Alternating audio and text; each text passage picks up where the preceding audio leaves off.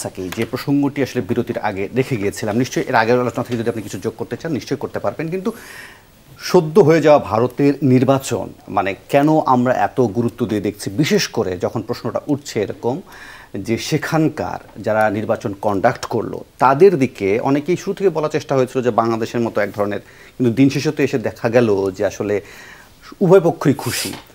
আমরা যদি আমাদের বাস্তবতার সাথে মেলাই তাহলে এই নির্বাচন থেকে আমরা কী শিক্ষা পেলাম? ধন্যবাদ আপনাকে। দেখুন, ভারতের নির্বাচনের ক্ষেত্রে আপনি যদি দিল্লির মুখ্যমন্ত্রী অরবিন্দ কেজরিওয়ালের কথা বক্তৃতাগুলো দেখেন, তিনি কিন্তু ভারতে যে একটা কর্তৃত্ববাদী একত্ব সুলভ একটা অবস্থা মানে গেড়ে বসছে কিংবা এটার একটা উত্থান ঘটতে যাচ্ছে, সেরকম একটা ঝুঁকির মধ্যে ভারত আছে। এটা সরাসরি রাজনৈতিক নেতা হিসেবে বক্তৃতায় বলেছেন, আরও কংগ্রেস নেতা রাহুল গান্ধী থেকে শুরু করে বাকিরা সবাই বলেছেন।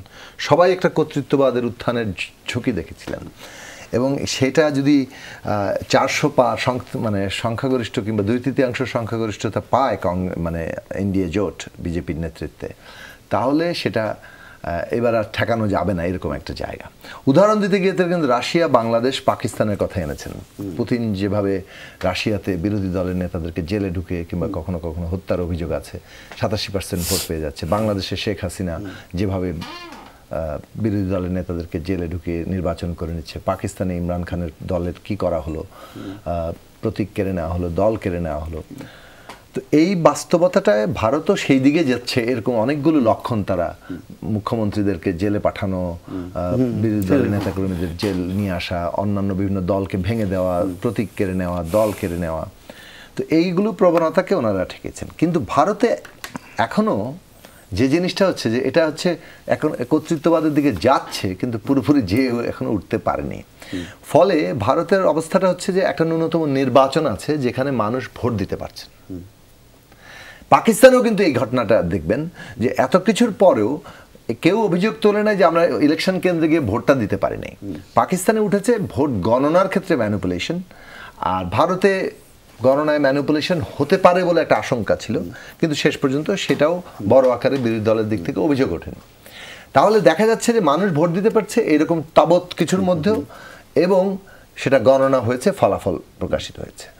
তাহলে আপনি দেখা যাচ্ছে মানুষের বিক্ষোভ, আন্দোলন, এটা কোনো একটা মানে কিছুতে গিয়ে শেষ হতে পারছে, সেখানে একটা পরীক্ষা নিরীক্ষা হচ্ছে। যেমন নির্বাচন, বাংলাদেশে এই নির্বাচনটি তো তুলে দেওয়া হয়েছে। এখানে নির্বাচন মানে আমি আর ডামি, অথবা মধ্যরাতে অথবা বিনা প্রতিদ্বন্দ্বিতায় নির্বাচিত ঘোষণা। এইটাও তো মডেল 14, 18, 24। এই মডেলে আপনি অনেক কিছু করতে পারবেন, শেষ পর্যন্ত ভোটটা দিতে পারবেন না। এই হচ্ছে বাংলাদেশের মডেলটা। এই মডেলটা তারা কিভাবে করতে পেরেছে? এই যে জেনারেল আজিজ বেনজির সাহেব, এই যে আমলাতন্ত্র, এই যে মিডিয়া, এই যে ব্যবসায়ী, এই যে তারা সমস্ত মানে প্রতিষ্ঠানগুলোকে দখল করেছে, এই দখলের মধ্যে দিয়ে এই কাজটা তারা সম্পন্ন করেছে। আমি আবারও বলি, আমাদের এখানেও তো সেটা বলছে যে আমাদের এখানে যেগুলো বলছেন সেখানেও তো সেগুলো চেষ্টা হচ্ছে, কিন্তু সেখানে তো সব কিছুর বাইরে গিয়েও বিরোধী জোটগুলো এই স্রোতের বিপরীতে তো দাঁড়িয়ে থাকলো বা দাঁড়িয়ে গেল। ভোটটা দিতে পেরেছে মানুষ। অর্থাৎ বাংলাদেশের বাস্তবতা আর ভারত পাকিস্তানের বাস্তবতা এক নয়। বাংলাদেশের বাস্তবতা হচ্ছে আপনি এখানে রাষ্ট্র বলতেছে, বলে না যে বিএনপির কিংবা বিরোধী দলের আন্দোলন করার মুরদ নাই। কথাটা অর্থ কি? আমার হাতে রাষ্ট্র, পুলিশ, সমস্ত কিছু আছে, আমি বন্দুক তাড়া করব, এখন আপনি পারলে আমাকে ঠেকান, এই তো কথা। তা আপনি আমাকে সরাসরি আহ্বান করছেন যে রাইফেল নিয়ে নামেন।